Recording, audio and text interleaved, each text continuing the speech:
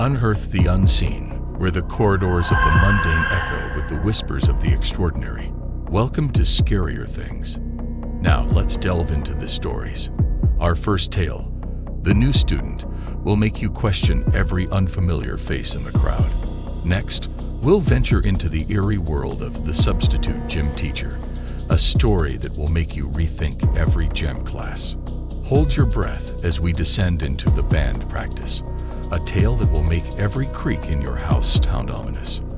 Finally, we'll hit a terrifying note with The Basement Adventure, a story that will make every melody seem haunting. Prepare yourself for a journey into the unknown, where every story is a step closer to the unimaginable.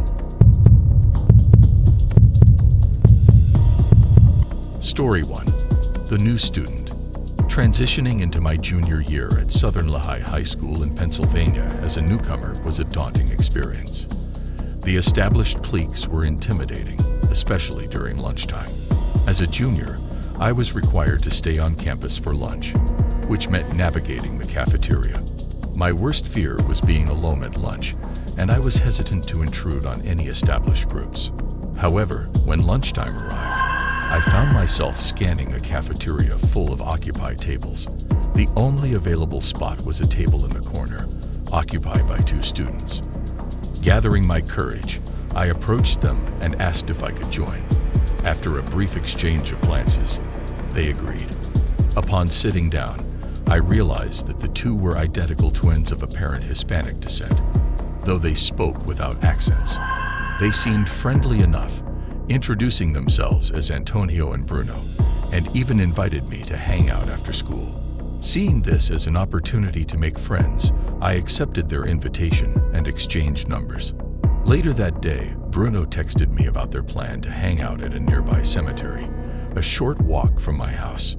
Despite the unusual location, I agreed to meet them, given that it was a Friday and we had no school the next day. As I walked to the cemetery that night, I couldn't help but reflect on my situation.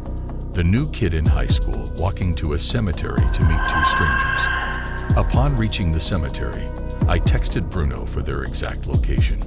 He replied that they were near a small lake in the woods and sent me his location.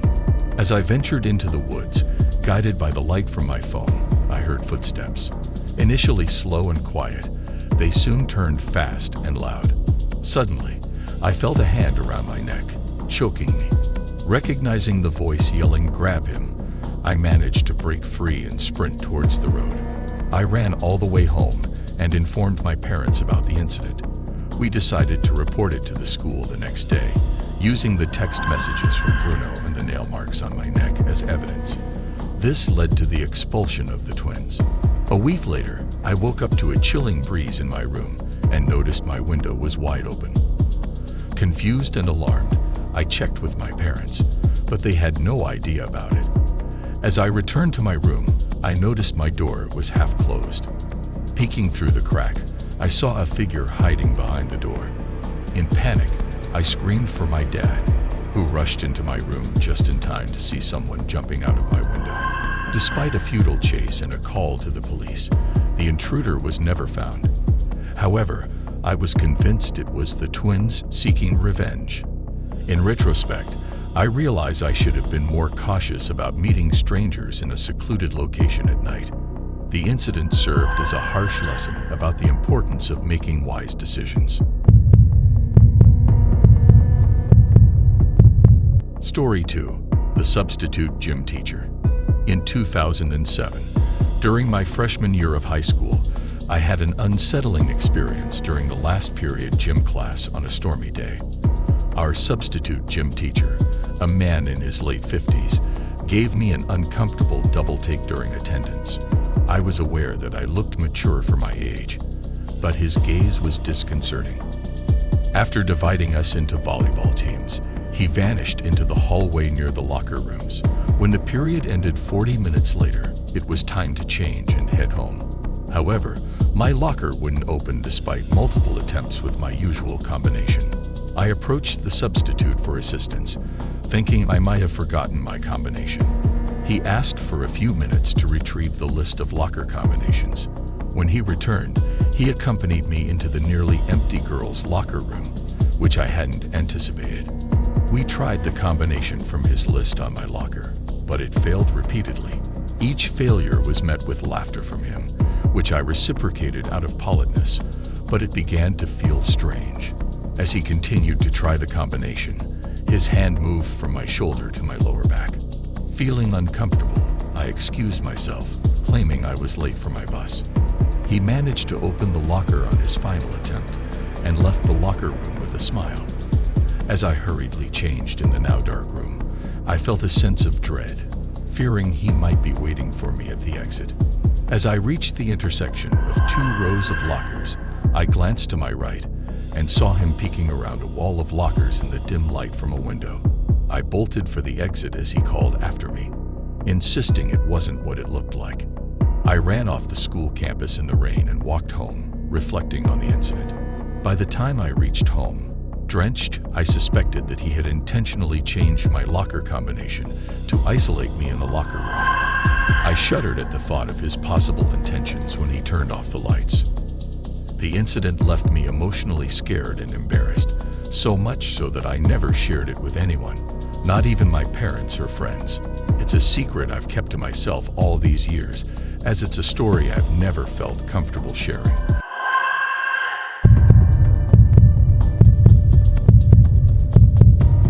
Story 3. The band practice.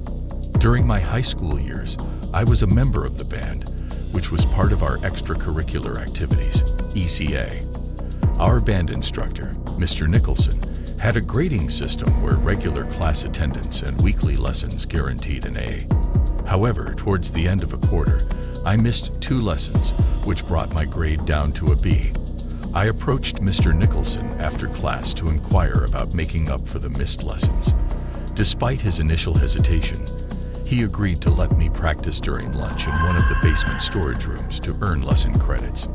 I was content with this arrangement, as I would likely spend the time playing games on my phone rather than practicing. The next day, I arrived at the music room during lunch, took my saxophone, and headed to the basement area of the music department.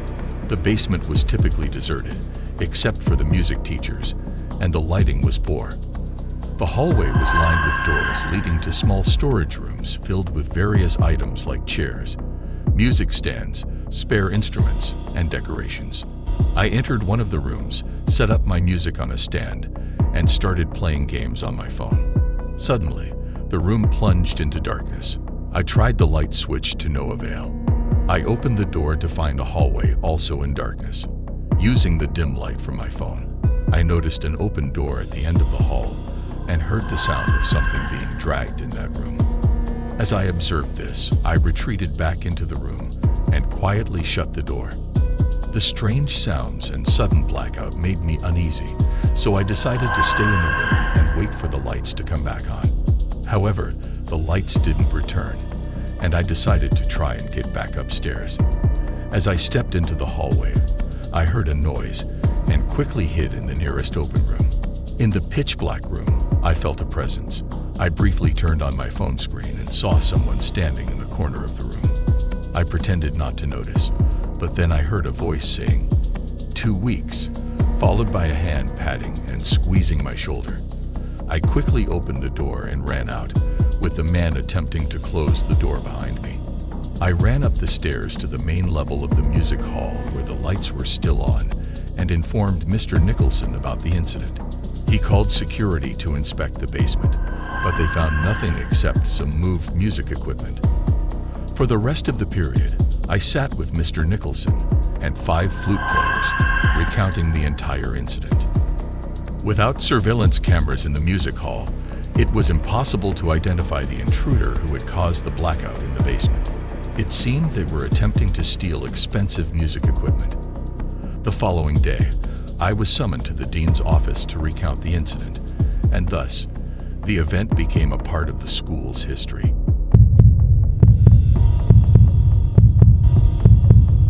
Story 4.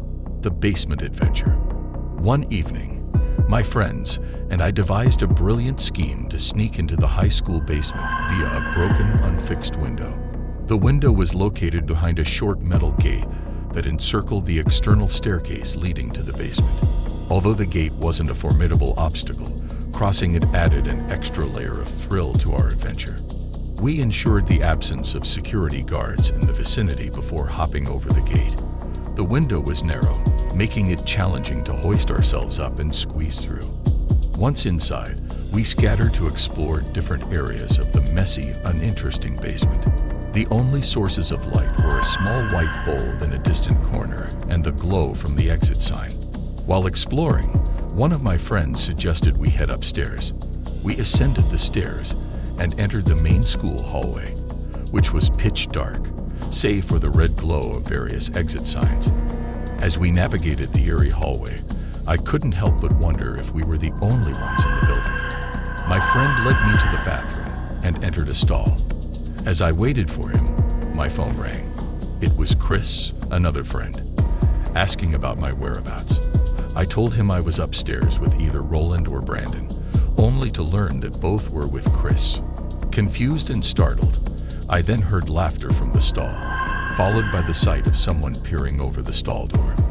Panicked, I fled the bathroom, hearing the stall door slam shut behind me.